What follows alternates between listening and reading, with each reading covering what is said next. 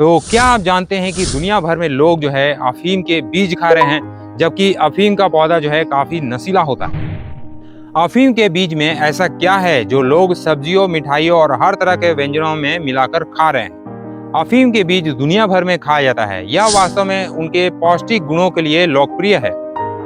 अफीम के बीज को हिंदी में खसखस या पोस्ता दाना कहते हैं और इसे बांग्ला में पोस्तो कहते हैं और इंग्लिश में इसे पॉपी सीड्स कहा जाता है। पोस्ता दाना अफीम के पौधे से आता है, लेकिन इसमें नशा नहीं होता है, बल्कि इसमें कई पोषक तत्व होते हैं और इसका इस्तेमाल खाने में भी किया जाता है।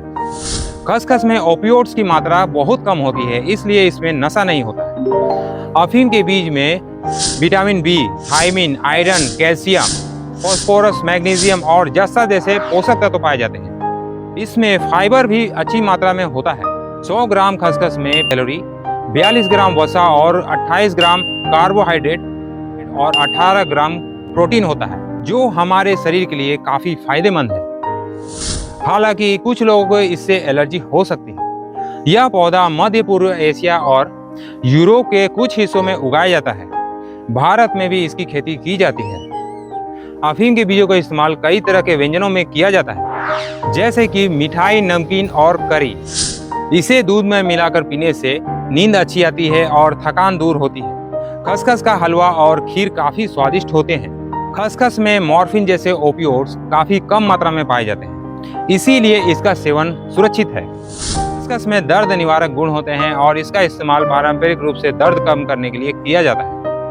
खसखस में फाइबर, कैल्शियम और आयरन जैसे पोषक तत्व पाए जाते हैं, जो हमारे शरीर के लिए काफी फायदेमंद है। खसखस का इस्तेमाल कई बीमारियों में राहत पाने के लिए किया जाता है, जैसे कि दर्द में राहत के लिए खसखस का तेल लगाया जाता है। नींद न आने पर दूध में खसखस मिलाकर पिया जाता है। खांसी और जुकाम में भी यह फायदेमंद होता है।